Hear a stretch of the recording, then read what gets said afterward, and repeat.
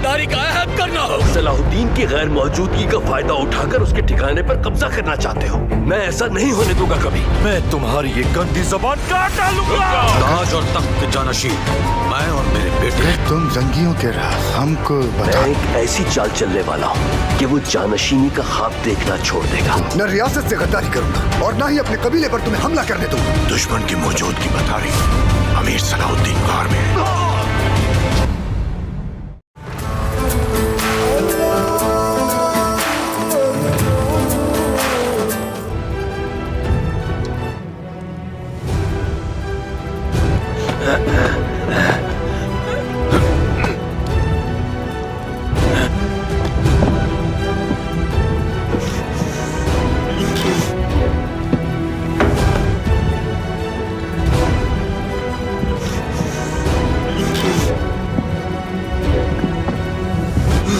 बोलो Salahuddin.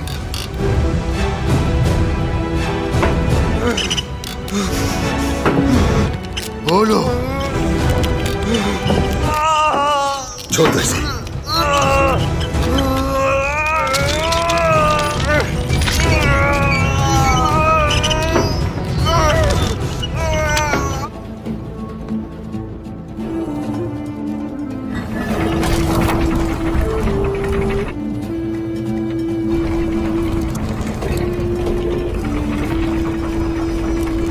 Haydi tez olun.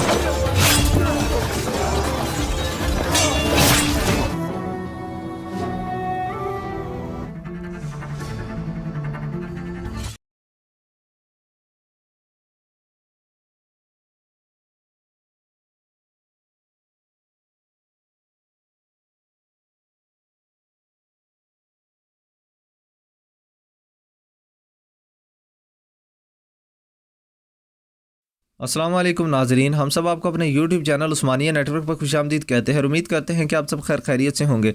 नाजरीन कराम, आज की इस वीडियो से हम एक नई तारीखी सीरीज़ शुरू करने जा रहे हैं जिसका नाम है सुल्तान मोहम्मद फ़ातेह। एपिसोड 1 के आगाज़ से पहले हम आपको इसका हवाला देते चलें। बलाखिर फ़तेह कुस्तुनतुनिया की सादत 7वें उस्मानी सिपा सलार सुल्तान मोहम्मद फ़ातेह के हिस्से में आई थी। दरअसल सरकार दो आलम हज़रत मोहम्मद सल्लल्लाहु अलैहि वसल्लम की बिशारत थी कि तुम ज़रूर कुस्तुनतुनिया फ़तह करोगे। यही फरमान रिसालत था जिसने हर दौर के मुसलमान फ़ातिहीन को कुस्तुनतुनिया का परवाना बनाए रखा। लेकिन कई हमलों का सामना करने के बावजूद भी इस कदीम शहर के दरवाजे किसी मुसलमान फ़ातेह के लिए ना खुल सके। हज़रत अमीर मुआविया रज़ी अल्लाह तआला अन्हु बने तो आपने अपने बेटे यजीद की सरकर्दगी में कुस्तुनतुनिया पर पहला बाकायदा हमला करने के लिए फ़ौज भेजी थी। इस हमले में बहुत से जलीलुल कदर सहाबा रज़ी अल्लाह तआला अन्हु, जिनमें हज़रत अबू अयूब अंसारी रज़ी अल्लाह तआला अन्हु भी शामिल थे, वो भी इसमें शरीक हुए। दौरान मुहासरा हज़रत अबू अयूब अंसारी रज़ी अल्लाह तआला अन्हु बीमार होकर शहीद हो गए और कुस्तुनतुनिया की फसील के नीचे मदफून हुए। हज़रत उमर बिन अब्दुल अज़ीज़ रज़ी अल्लाह तआला अन्हु, हिशाम बिन अब्दुल मलक, मेहदी अब्बासी और हारून अर रशीद जैसे पुरजलाल खुलफा ने भी इस शहर को तस्खीर करने के लिए ज़बरदस्त हमले किए, लेकिन कुस्तुनतुनिया किसी से फ़तह ना हो सका। कुस्तुनतुनिया एक नाकाबिले तस्खीर शहर था। इसके 3 अतराफ में समंदर था और एक जानिब खुश्की थी। शहर के गिर्द 14 मील के काते दायरे में एक महफूज फसील थी जिस पर 170 फुट के फासले पर महफूज ब्रिज बनाए हुए थे। फसील के अंदर भी एक फसील थी। इन दोनों फसीलों के बीचों बीच भी एक नाकाबिले अबूर खंदक थी जिसकी चौड़ाई 60 फुट और गहराई 100 फुट थी। एक तीसरी फसील ने शहर की 1 लाख से ज़्यादा आबादी को अपने दामन में पनाह दे रखी थी और यूं ये शहर फ़तह करना करीब करीब नामुमकिन हो गया था। कुस्तुनतुनिया ईसाई दुनिया का रूहानी मरकज़ था। चुनांचे मुसलमान फातिहीन के 20 लश्कर इस शहर पर यलगमार होने के बावजूद पूरे साजो सामान के साथ आते थे, लेकिन हर मरतबा नाकाम हो जाते थे। और फिर आप सल्लल्लाहु अलैहि वसल्लम की इस बशारत का मुस्तहिक दौलत उस्मानिया का 7वां फरमानवा उस्मानी तुर्क, जिन्हें हम खिलाफत उस्मानिया के नाम से भी जानते हैं, खरासानी खाना बदोश अर्तुगुल के बेटे उस्मान खान की औलाद है। ये एशियाई कोचक में दाखिल हुए और उन्होंने एक सल्तनत की बुनियाद डाली जो सिर्फ 300 साल के अरसे में दुनिया की सबसे बड़ी ताकत बन गई। इसके अरूज का दौर मशरिक में सुल्तान सलीम और मगरिब में सुल्तान आज़म पर ख़त्म हो जाता है, लेकिन दौलत उस्मानिया का सबसे मशहूर फरमारवा सुल्तान मोहम्मद फ़ातिह है, जिसके हाथों सरकार दो आलम की बिशारत तकमील को पहुंची। कुस्तुनतुनिया दवाज़ अहम और सुल्तान मोहम्मद फ़ातिह के दरमियान होने वाली ये जंग एक तारीखी वाक़यात और तारीख पर मुबनी है। ख़ुसूसन सुल्तान ने जब अपना बहरिया को खुश्की पर जहाज़ चलाने का हुक्म दिया और 10 मील का दुश्वार गुजार पहाड़ी रास्ता उस्मानी बहरी बेड़े ने पथरीली चट्टानों पर घसीट कर तय किया। ये अजीम और लाजवाल मोरका फिल हकीकत तारीख का एक महम बिलाशुबा वाक़या है। मगरबी मोरखीन कुस्तुनतुनिया को फ़तह करके कुरून वस्ती और दौर हाज़र के दरमियान हद फासिल करार देते हैं, और ये है भी हकीकत के कदीम बाज़ंतीनी सल्तनत के पाया तख्त और पूरी ईसाई दुनिया की हुक्मरानी मरकज़ की तस्खीर जहालत की अंधेरों में डूबे अहले मगरब की आखिरी शिकस्त और मुसलमानों की आखिरी फतह थी। जब रोमी बादशाह कुस्तुनतीन ने 3री सदी ईसियों में ईसा मजहब कबूल कर इस शहर को अपना पाया तख्त बनाया था, इस वक्त से इसका नाम कुस्तुनतुनिया रखा गया था। हजूर अकरम सल्लल्लाहु अलैहि वसल्लम ने इस शहर पर जिहाद करने वालों को मगफिरत की बिशारत अता फरमाई थी। कुस्तुनतुनिया के बादशाह को कैसर रोम कहा जाता था। सुल्तान मोहम्मद फ़ातिह के ज़माने में कुस्तुनतीन नाम का बारहान कैसर हुक्मरान था। आखिरी कैसर कुस्तुनतीन इस मार्के में हलाक हुआ और कुस्तुनतुनिया हमेशा के लिए इस्लाम मोल या इस्तंबुल बन गया। यूं हज़रत मोहम्मद सल्लल्लाहु अलैहि वसल्लम की एक और पेशगोई सच हुई, जिसका खुलासा ये है और तर्जमा है, जब कैसर हलाक हो गया तो फिर कोई कैसर नहीं आएगा। मैंने इस नावल की तारीख को अफसाना बनाकर पेश करने से हत्या अलमकान किया है। अब हम आपको इसका थोड़ा सा और खुलासा दिए चलें तो अरबी नस्ल का एल्ग घोड़ा अपनी पश्त पर नकाब पोश सवार को लिए पूरी निशान और तमतमाक के साथ मैदान में दाखिल हुआ। ये अदरना का मैदान हवाजिज था। चारों तरफ की नशिस्तें तमाशियों से पुर थी। नकाब पोश घुड़सवार के दाखिल होते ही पंडाल पर सन्नाटा छा गया। आज तुर्कों का सालाना त्यौहार था। इस स्टेडियम में शमशेर जनी, नेज़ाबाजी और दिगर खेलों के मुकाबले हो रहे थे। नकाब पोश अपनी घुड़सवारी अपनी 2 दहारी अल्बानवी शमशेर को लहराता हुआ मैदान के वस्त में आकर रख गया और अगले लम्हे उसने अपने चेहरे से नकाब उलट दी। ये सिकंदर बेग था, सुल्तान मिर्ज़ा खान का चहता मुँह बोला बेटा। इसके घोड़े की पश्त पर एक बारीक छड़ी के साथ सुल्तान बायज़ीद यलदरम का परचम लहरा रहा था। सिकंदर बेग ने मैदान में एक तरफ खड़ी यनीचरी के सलारों को मुखातिब किया और ये सलार इस स्टेडियम में होने वाले मुकाबलों को मुनसफीन थे। सिकंदर बेग ने कहा, आले उस्मान के चाओ जलाल की कसम, पूरी सल्तनत उस्मानिया में कोई जवान ऐसा नहीं है जिसके बाजुओं में सिकंदर बेग को शिकस्त देने की हिम्मत हो। अगर ऐसा कोई मर्द मैदान में है तो मैं उसे कुव्वत आजमाई की दावत देता हूँ। सल्तनत उस्मानिया के पुरजलाल फरमानवा सुल्तान मिर्ज़ा खान सानी की छतरी और दार नशिस्ते सिकंदर बेग के बिल्कुल सामने थी। सुल्तान ने सिकंदर बेग की ललकार सुनी तो फ़ख्र से मुस्कुराया, लेकिन सुल्तान से चंद नशिस्तें दूर बैठी मारसी के माथे पर सलवटें पड़ गई। मारसी सिकंदर बेग की शान शौकत पर बल खाकर रह गई। ये अल्बानवी हसीना सिकंदर को नापसंद करती थी। सिकंदर की ललकार सुनकर यनीचरी फौज का एक जवान सालार आगा हसन आगे बढ़ा। आगा हसन को देखते ही सिकंदर के चेहरे पर हकारत आमेज मुस्कुराहट फैल गई। आगा हसन एक दराज कदर ईरानी अल नस्ल घोड़े पर सवार हुआ और उसके दाने हाथ में यमन की बनी हुई भारी भरकम तलवार थी। मुकाबले के दोनों शरीक एक दूसरे के सामने आए तो पूरे मैदान में सनसनी की लहर थी। तमाशियों के चेहरे पर जोश व जज्बा दिखाई दे रहा था और मारसी अपनी निशिस्त पर जल कर रह गई। एक मुंसिफ ने तकबीर पढ़कर मुकाबले का आगाज किया तो दोनों हमरा अल्बानवी महल की खास कनीज मारता भी रवाना की गई। मारता उस्मानी सल्तनत के दारुल खिलाफा अदरेना में आई तो उसने बहुत जल्द अशरफिया तबका में अपना असर सूख पैदा कर लिया। मारसी इसी मारता की बेटी थी और चाच कस्ट्रिया भी सिकंदर बेग इसी मारता के घर में पलकर जवान हुआ था। सिकंदर बेग ने यनीचरी की तबीयत के मुताबिक मजहब ईसाई तुर्क करके इस्लाम कबूल कर लिया, लेकिन मारता अभी तक अपने मजहब पर कायम थी। मारसी के दिल में अगरचे इस्लाम के लिए बेहद नरम गोशा था, लेकिन माँ के खौफ से वो अभी तक ईसाई मजहब का पैरोकार थी। मारता एक कड़ मजहबी औरत थी और इस्लाम के ख़िलाफ़ बेपनाह ताज्जुब रखती थी। मार्सी को इस वक्त बेहद हैरत हुई जब उसकी माँ ने सिकंदर बेग को इस्लाम कबूल करने पर कुछ ना कहा। मार्सी अपनी माँ की तरफ से मशकूक थी। मार्सी को शक था कि उसकी माँ ने उसे सिकंदर बेग को खुद मज़हब तब्दील करने पर आमादा किया है और वो अपनी माँ और अपने साथ पलकर जवान होने वाले जॉर्ज कस्ट्रियाट की तरफ रद्द अमल में उस्मानिया सल्तनत के ख़िलाफ़ साजिश की बू सूंघ रही थी। मार्सी के शक में मुब्तला होने की सबसे बड़ी वजह अबू जोरफा था। अबू जाफ़र एक अधेड़ उम्र शख्स था जिसने अदरीना में एक मजहबी पेशवा यानी इमाम मस्जिद का रूप धार रखा था। ये शख्स दर हकीकत कैसर कुस्तुनतुनिया का जासूस था और यहाँ अदरीना में एक मुसलमान मजहबी पेशगो के रूप में दाखिल हुआ था। ये शख्स अदरीना में मार्ता की आमद से पहले ही अपनी साजिश का जलाल फैला चुका था। मजहब परस्त अलबानवी कनीज़ मार्ता सुल्तान के महल में दार्द हुई तो अबू जाफ़र की सरगर्मियाँ मज़ीद तेज़ हो गई। उसने पहले पहल मार्ता को सलीब आज़म का वास्ता देकर अपनी साजिश में शरीक किया था। अबू जाफ़र खुद कुस्तुनतुनिया में आया अय्या सूफिया के चर्च से मुस्तलिक था और एक पुख्ता कार राहिब था। कैसर ने सुल्तान मुराद खान सानी को सुल्तान सल्तनत के तख्त पर बैठते देखा तो एक नई चाल के ताने बाने बुनने लगे। अबू जाफ़र जो कि दर हकीकत डेमुनान था, अजीम ईसाई सल्तनत के बादशाह कैसर कुस्तुनतुनिया का ख़ास जासूस था। कैसर कुस्तुनतुनिया मैनोइल के पास सुल्तानी सल्तनत के दारुल खलाफा अदरीना की एक एक खबर हर माह पर बाकायदा के साथ वहां पहुंचती थी और अदरीना में कैसर की इसी सारी साजिश का सरगमा अबू जाफ़र यानी अबू जाफ़र पिछले 12 साल से मार्सी की माँ के मुकान पर आया जाया करता था। मार्सी बचपन से उसी से मुंतज़िर थी और उसकी मक्कार सूरत को देखते ही खोल उठती थी। उसे अबू जाफ़र की हकीकत का इल्म नहीं था लेकिन वह उसकी आदात व अतवार से अब तक बखूबी अंदाज़ा लगा चुकी थी। मैं तुम्हारी माँ से तुम्हारा हाथ मांग लूँगा। मार्सी शदीद बेचैन थी और आने वाले वक्त से हरासा थी। मार्सी की निगाहें झुकी हुई थी। अचानक उसे स्टेडियम में शोर सुनाई दिया, ज़ोरदार तालियों का शोर। मार्सी ने चौंक कर मैदान में देखा तो मारे हैरत की अपनी नशिस्त पर उछल कर रह गई। एक अजनबी नौजवान जिसके जिस्म पर अरबी लिबास था स्टेडियम की एक जानिब से एक सफ़ेद घोड़े को ऐड लगाता हुआ दाखिल हुआ। नौजवानों के खदोखाल भी हिजाजी थे। उसके नीचे तुर्की नस्ल का बेहतरीन ही जर्रा थी और उसके सर पर आनही खुद की बजाय खालिस हिजाजी तरफ की उमामा थी। नौजवान की उम्र ज़्यादा से ज़्यादा 17 बरस रह होगी।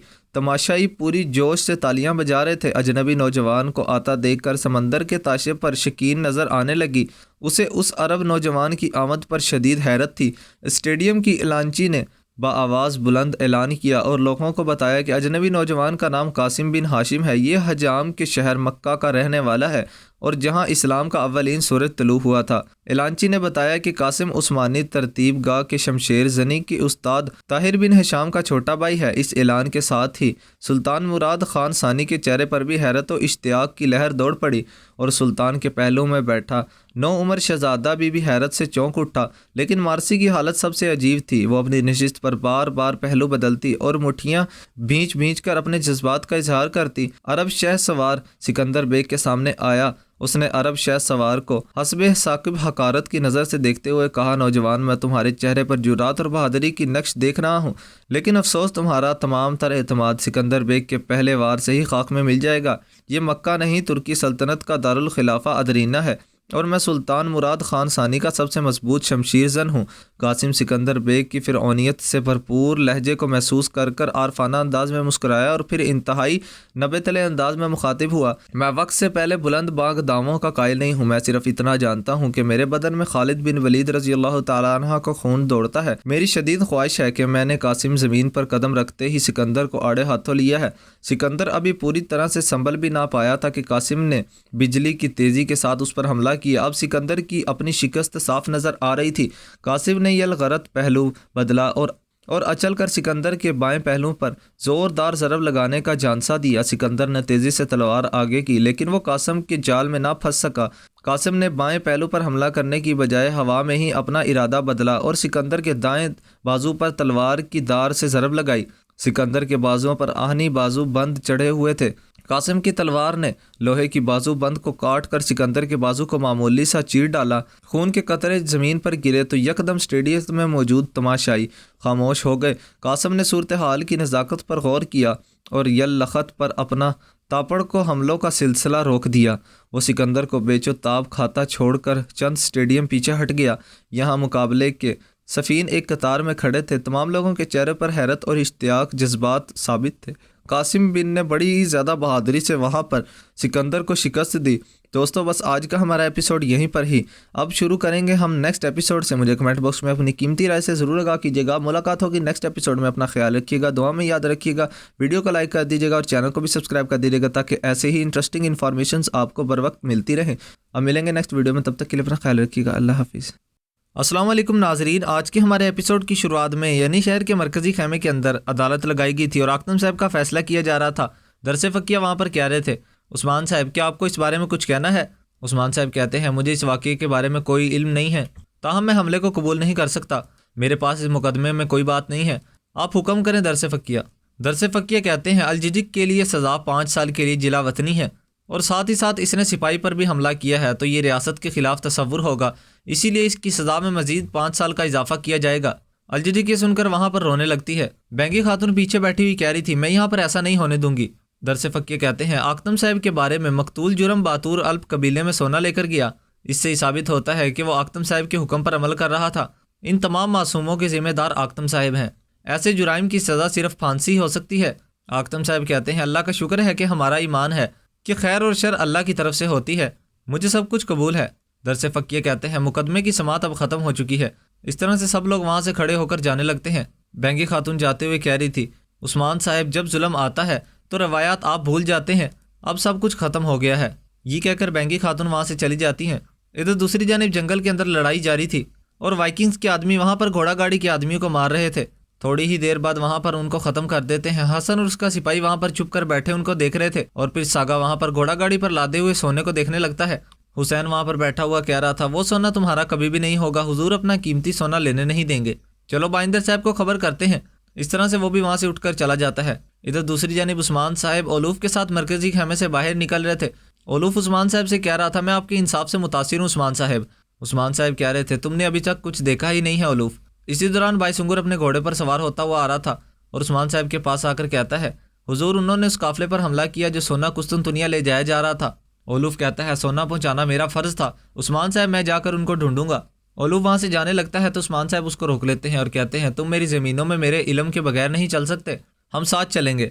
इस तरह से उस्मान साहब ओलूफ के साथ आगे बढ़ने लगते हैं। इधर दूसरी जानिब एक सिपाही आकतम साहब के कबीले में पहुंचता है और कहता है, मुकदमे की समात ख़त्म हो गई है, आकतम साहब को फांसी दी जाएगी, उन्होंने अलजिजी खातून को भी जिला वतन कर दिया है। ये सुनकर एक सरदार हरकत में आ जाते हैं और कहता है, सरदारान अब सब कुछ ख़त्म हो गया है, अब वक्त आ गया है। इस तरह से सब सिपाही अपनी तलवारें निकाल लेते हैं और तुर्गुत और उनके आदमियों को काबू में कर लेते हैं। तुर्गुत साहब कहते हैं, तुम यहाँ पर क्या कर रहे हो, इसकी नताइज के बारे में सोचो, ये खाना जंगी की तरफ लेकर जाता है। सरदार कहता है, अब कोई बात नहीं है तुर्गुत साहब, हमारे हथियार निकल चुके हैं, अब हम मजीद इंतज़ार नहीं कर सकते, जब तक हम आकतम साहब को नहीं बचा लेते आप यहाँ पर कैद रहेंगे। तुर्गुत साहब कहते हैं, क्या आप चाहते हैं कि भाई भाइयों से लड़ें? क्या ऐसा करने से आप बच जाएंगे? मैं आप पर रहम नहीं करूँगा अराज साहब। और फिर सरदार कहता है, इसे गिरफ्तार कर लिया जाए। इस तरह से तुर्गुत साहब के हथियार ले लिए जाते हैं और उनको वहाँ पर बांध दिया जाता है। सरदार बुलंद आवाज़ में कहता है, सरदारान चलो अब बदला लेने का वक्त आ गया है, हम जाएंगे और आकतम साहब को फांसी देने से बचाएंगे। इस तरह से तुर्गुत साहब को वहाँ से ले जाया जाता है। तुर्गुत साहब उनको काफ़ी कुछ कह रहे थे मगर कोई उनकी एक नहीं सुन रहा था। वहीं पर सागा बैठा हुआ ये सब कुछ देख रहा था और कह रहा था, उस्मान आहिस्ता आहिस्ता हमारी घात में आ रहा है और हमारे पास काफ़ी सोना हो गया है, लेकिन खाना जंगी का पहला शिकार तुर्गुत होने वाला है। इधर दूसरी जानिब जंगल में उस्मान साहब ओलूफ और अपने आदमियों के साथ आगे बढ़ रहे थे और फिर वो उस मुकाम पर पहुंच जाते हैं जहां पर घोड़ा गाड़ी से सोना लूट लिया गया था। उस्मान साहब कहते हैं, सिपाहियों जाओ हर जगह पर तलाशी लो। सिपाही चारों तरफ फैल जाते हैं। इधर दूसरी जानिब जंगल में हुसैन बाइंदर साहब के पास पहुंच जाता है और उनसे सारी बात बताता है और कहता है, ये वही लोग हैं जो कि सोना लूट कर आए हैं हुजूर, इन्होंने ही मकरी पर भी हमला किया था, वो सोना लेकर इजनी की तरफ बढ़े हैं। बाइंदर साहब कहते हैं, आपने जो देखा है वही पहेली को हल करने के लिए काफ़ी है, लेकिन हमें अब इस पहेली की ज़रूरत है, हम इस तरह से सोना हासिल करेंगे। हुसैन कहता है, लेकिन हुजूर दुश्मन अलग है, हमें अच्छी मनसूबाबंदी करने की ज़रूरत है। बाइंदर साहब कहते हैं, मैं सोने की बात कर रहा हूँ हुसैन, मैं ऐसे मंसूबे बनाता हूँ कि शैतान भी मुझसे मशवरे मांगता है। मंसूबा आसान है, सोना सिर्फ मेरा है, मैं सोना किसी के लिए भी नहीं छोड़ूंगा। इधर दूसरी जानिब जंगल के अंदर ओलूफ ज़मीन पर बैठकर कुछ सुराग ढूंढने लगता है और फिर वो कहता है, उस्मान साहब इस तरफ आएँ, इस तरफ वो गए हैं, इस तरफ निशानात इशारा करते हैं। ओलूफ जैसे ही एक साइड पर जाने लगता है, उस्मान साहब कहते हैं, तो तुम हमें घात में फंसाना चाहते हो? हाँ। ओलूफ समझ जाता है, उस्मान साहब कह रहे थे, लेकिन जब तुम्हें घात के बारे में मालूम होता है तो तुम शिकारी बन जाते हो। ओलूफ अपना कुल्हाड़ा निकाल लेता है और कहता है मैं आपकी ज़हानत पर हैरान हूँ उस्मान, मैंने तुम्हारे लिए एक जाल बिछा दिया था लेकिन ये आपके लिए इख्तिताम है। उस्मान साहब कहते हैं बेशुमार रास्ते इन लोगों के लिए खुले हैं जो सितारों और सूरज के नीचे सोते हैं। और फिर एक मंजर सामने आता है जिसमें उस्मान साहब ने आकतम साहब और अलजिजिक से बात की थी और उनको मुकम्मल तौर पर यकीन दहानी करवाई थी कि वो उनके सारे सबूत को लेकर आएंगे और उनको वहाँ से जेल से बाहर निकालेंगे। उस्मान साहब ने दरस फ़किया से भी बात कर ली थी और उनसे कहा था मैं चाहता हूँ कि आप फांसी को उस वक्त तक मुलतवी कर दें जब तक मैं वापस ना आ जाऊँ। आकतम साहब को भी उस्मान साहब पर पूरा यकीन था कि आकतम साहब को उस्मान साहब बचा लेंगे। और फिर उलूफ अपने सिपाहियों को आवाज़ लगाता है जिसके बाद उसकी एक बहुत बड़ी फ़ौज वहाँ पर आ जाती है और उसके साथ आकर खड़ी हो जाती है। उलूफ कहता है अब सब कुछ ख़त्म हो गया है उस्मान, ख़त्म हो गया है, आपका इंसाफ आपको ही नाकाम बना देगा। मैंने गाँव पर छापा मारा था, आकतम ने नहीं, मैंने अख्तैमूर को मारा था। देखो तुम सब यहाँ पर मौजूद हो और वहाँ पर आकतम को फांसी दे दी जाएगी। अब मैं और तुम्हें मार डालूंगा, फिर मैं ये शहर को जला दूंगा। उस्मान साहब कहते हैं सिर्फ एक चीज़ जिसे तुम जला सकते हो वो एक आतिशदान है, मैं घात लगाने की बहुत सलाहियत रखता हूँ उलूफ। इस तरह से उस्मान साहब अपना हाथ खड़ा करते हैं और तुर्गुत साहब को आवाज़ देते हैं जिसके बाद तुर्गुत साहब वहाँ पर काफ़ी सिपाहियों के हमरा आ जाते हैं। उलूफ देखकर हैरान रह जाता है और फिर एक मंजर सामने आता है जिसमें अलाउद्दीन आकतम साहब के सिपाहियों के पास गए थे और उनसे कहा था कि उस्मान साहब ने मुझे पैगाम भेजा है कि आकतम साहब पर मुझे पूरा यकीन है, बस उनके सारे सबूतों को जाहिर करने के लिए आप लोगों की मदद चाहिए। इस तरह से उस्मान साहब ने वहाँ पर आकतम के सिपाहियों को भी मंगवा लिया था। इस तरह से तुर्गुत साहब भी वहाँ पर आकतम साहब और उनके आदमियों के साथ पहुँच जाते हैं और फिर उस्मान साहब ओरहान को आवाज़ लगाते हैं जिसके बाद ओरहान भी अपने सिपाहियों के साथ दूसरी तरफ से आ जाता है। और फिर उस्मान साहब बाला को आवाज़ लगाते हैं जिसके बाद बाला वहाँ पर बहुत सारी ख़वातीन के साथ मैदान जंग में आ जाती हैं। इस तरह से उस्मान साहब की भी फ़ौज काफ़ी ज़्यादा बढ़ जाती है। उस्मान साहब कहते हैं या तो तुम हथियार डालो और ईमान कबूल कर लो या मुसलमान हो जाओ और हमारे इंसाफ पर अमल करो या हमसे लड़ो। उलूफ कहता है मेरी लानत हो तुम पर भी उस्मान। और फिर उस्मान साहब और उनके तमाम सिपाही अपनी तलवारें खींच लेते हैं और कहते हैं अल्लाह के लिए काफरों पर हमला करो। इस तरह से वो वहाँ पर अल्लाह अकबर के नारे लगाते हुए उलूफ और उनके आदमियों पर हमला कर देते हैं और वहाँ पर एक बहुत बड़ी जंग का आगाज़ हो जाता है जो कि इस सीज़न की पहली बड़ी जंग होने वाली है। मैदान जंग के अंदर तमाम सिपाही बहादुरी का मुजाहरा कर रहे थे और काफरों को काटते जा रहे थे। तुर्गुत साहब भी बहादुरी के मुजाहरे कर रहे थे और वाइकिंग्स को ख़त्म करते जा रहे थे। वाइकिंग्स बहुत ज़्यादा ख़तरनाक हैं मगर उस्मान और उनके आदमी वहाँ बहादुरी का मुजाहरा कर रहे थे और वाइकिंग्स को नहीं छोड़ रहे थे। उस्मान साहब का बराह रास्त मुकाबला उलूफ के साथ होता है और उस्मान साहब काफ़ी जमा मर्दी का मुजाहरा करते हैं। वहाँ बाला खातून भी काफ़ी बहादुरी का मुजाहरा कर रही थी और फिर बाला खातून का मुकाबला फ़रीक के साथ होता है। बाला खातून उससे कुछ पुराने बदले भी लेना चाहती थी और उनके दरमियान भी काफ़ी सख्त लड़ाई हो रही थी। इधर उस्मान साहब भी उलूफ से लड़ रहे थे। वाइकिंग्स मुसलसल कम होते जा रहे थे क्योंकि अल्लाह ताला हमेशा मुसलमानों के साथ होता है और उनको फतह याबी नसीब करता है। मैदान जंग के अंदर काफ़ी सख्त लड़ाई जारी थी। वाइकिंग्स काफ़ी ज़्यादा ख़त्म हो गए थे जिसके बाद फ़रीक भाग्य हुई उलूफ के पास आती है और कहती है हमें अपना बदला लेने के लिए आज ज़िंदा रहना चाहिए उलूफ, हमें पीछे हटने की ज़रूरत है। उलूफ कहता है नहीं फ़रीक आज नहीं, आज मैं उस्मान को मार डालूंगा। फ़रीक कहती है उलूफ आज नहीं, आज हमें यहाँ से जाना होगा। और फिर फ़रीक उसको काफ़ी समझाने लगती है जिसके बाद उलूफ आवाज़ लगाता है और कहता है हम पीछे हट रहे हैं सिपाहियों, चलो हम यहाँ से जा रहे हैं। जिसके बाद उलूफ और उनके आदमी वहाँ से फ़रार होने लगते हैं, मैदानी जंग से भागने लगते हैं। बुरान आवाज़ लगाता है चलो जल्दी करो भाइयों, इनके पीछे जाओ। जिसके बाद उस्मान के आदमी भी उनके पीछे भागने लगते हैं। और दोस्तों आज के हमारे इस एपिसोड का इख्तिताम यहीं पर होता है। अगर आपको आज की एपिसोड पसंद आया तो प्लीज़ वीडियो को तो लाइक कर दीजिएगा, साथ ही साथ चैनल को भी सब्सक्राइब कर दीजिएगा ताकि आपको ऐसे ही एपिसोड देखने को मिलते रहें। दोस्तों कल से आपको हमारे यूट्यूब चैनल पर ओरिजिनल वॉइस के साथ वीडियो वाले एपिसोड देखने को मिलेंगे जिसको आप देखना चाहते हैं। दोस्तों कल से हमारे इस चैनल पर आपको इस तरह से ही एपिसोड देखने को मिलेंगे जिसके लिए आप हमारे चैनल को सब्सक्राइब कर दें और बेल आइकन क्लिक करके ऑल लाजमी कर दें ताकि जैसे ही एपिसोड अपलोड हो तो उसका नोटिफिकेशन आपको मिल जाए और आप उसको फ़ौरन वॉच कर सकें। अब मुलाकात होगी नेक्स्ट वीडियो वाले एपिसोड में, तब तक के लिए अपना ख्याल रखिएगा, दुआ में याद रखिएगा। अल्लाह हाफिज़।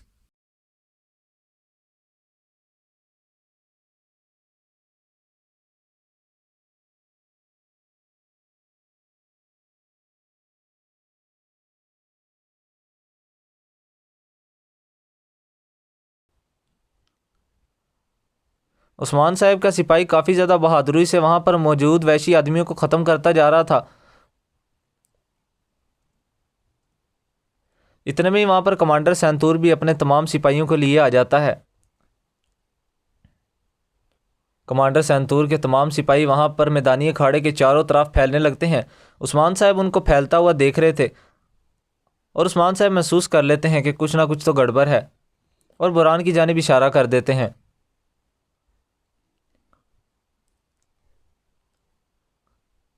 इधर मैदानी अखाड़े के अंदर कुछ कैदी मारे जा चुके थे और कुछ वैशी किस्म के आदमी मारे जा चुके थे।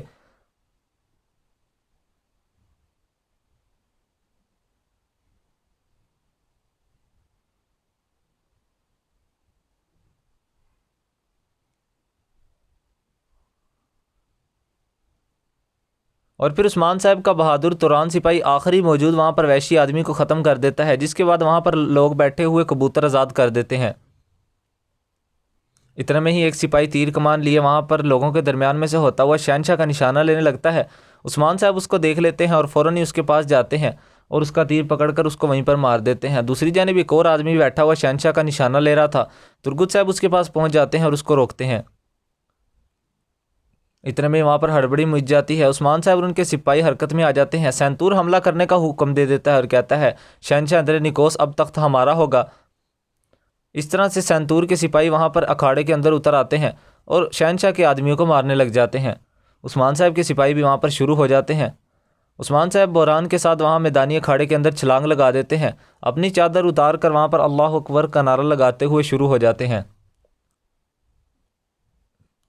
उस्मान साहब बहादुरी का मुजाहरा करते हुए वहाँ पर लोगों को ख़त्म करते जा रहे थे। उस्मान साहब का सिपाही बोरान भी किसी से कम नज़र नहीं आ रहा था और लोगों को ख़त्म करता जा रहा था। कमांडर सैंतूर भी वहाँ पर उस्मान साहब के ख़िलाफ़ लड़ रहा था। उस्मान साहब दरअसल शहनशाह की जान बचा रहे थे। शहनशाह जैसे ही सैंतूर को देखता है तो कहता है, गद्दार, तुम्हारी ऐसा करने की हिम्मत कैसे हुई?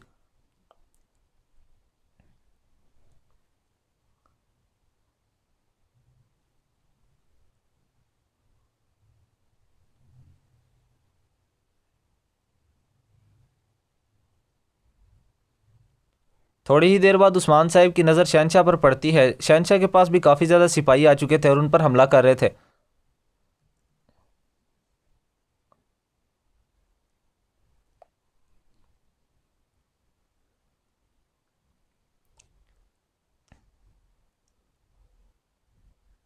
और फिर उस्मान साहब के दो सिपाही एक ढाल को उठाते हैं और उस्मान साहब भागते हुए जाते हैं और उस ढाल के ऊपर छलांग लगाकर शहनशाह के पास ऊपर गैलरी में पहुंच जाते हैं और उनके पास खड़े हुए सिपाही को वहीं पर मार देते हैं।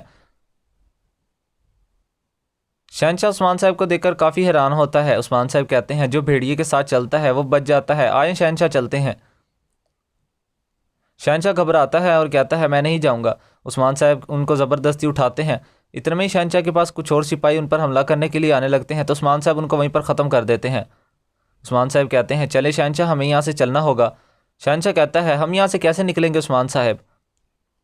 और फिर उस्मान साहब बगैर कुछ कहे शहनशाह को पकड़कर ऊपर से छलांग लगा देते हैं और नीचे गिर जाते हैं। उस्मान साहब के सिपाही उस्मान साहब और शहनशाह का दिफा करते हैं। इधर सैंतूर जैसे ही ये देखता है कि उसके आदमी अब मरते जा चुके हैं, इधर कमांडर सैंतूर जैसे ही ये देखता है कि उसके आदमी अब ख़त्म हो रहे हैं, वो वहाँ से फ़रार होने लगता है और तुर्गुत साहब उसके पीछे भागने लगते हैं। और फिर उस्मान साहब दोबारा से खड़े होकर शुरू हो जाते हैं। शहनशाह को भी उठाते हैं और उनको एक तलवार थमाते हैं और कहते हैं, अपना दिफा करें शहनशाह, जब तक कि आपकी मदद करने वाले सिपाही नहीं आ जाते। शहनशाह भी वहाँ पर तलवार उठाकर उस्मान साहब के हमरा वहाँ पर मौजूद तमाम गद्दारों के सर काटने लग जाता है।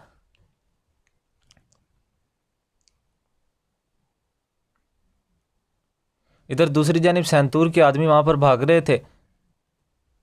कमांडर सैंतूर अंदर पहुँच जाता है और वो भी वहाँ से भाग रहा था। इतने में ही पीछे से कांता कोजेंस आकर उसको रोकता है। सैंतूर उसको देखकर कहता है, तुमने मेरे साथ गद्दारी की है। इस तरह से वो आपस में लड़ने लगते हैं। थोड़ी ही देर बाद सैंतूर वहाँ पर कांता कोजेंस को काबू में कर लेता है और कहता है, तुमने हमारी इज्जत को रुसवा किया है कांता कोजेंस। कांता कोजेंस उसको तसलियाँ देता है और कहता है, मैं तुम्हें यहाँ से बचा लूँगा, तुम परेशान ना हो। सैंतूर कहता है, मुझे यहाँ से जाने दो वरना मैं तुम्हें यहीं पर मार दूंगा।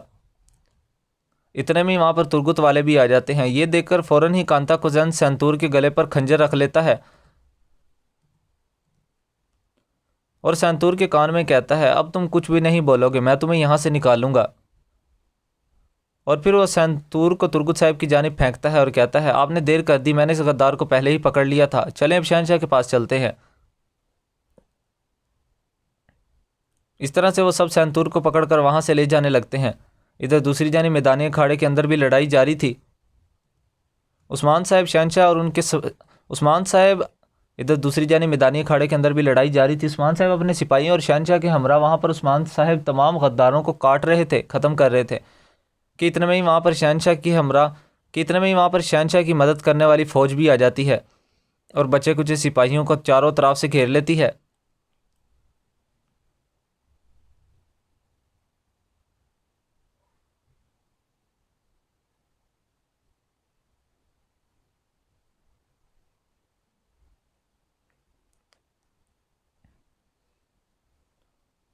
इतने में वहाँ पर तुर्गुत साहब भी सैंतूर को लिए आ जाते हैं, उस्मान साहब के पास फेंक देते हैं। शहनशाह उसको लात मारता है और कहता है, तुम कुत्ते, तुम्हारा पट्टा किसके हाथ में है, बोलो।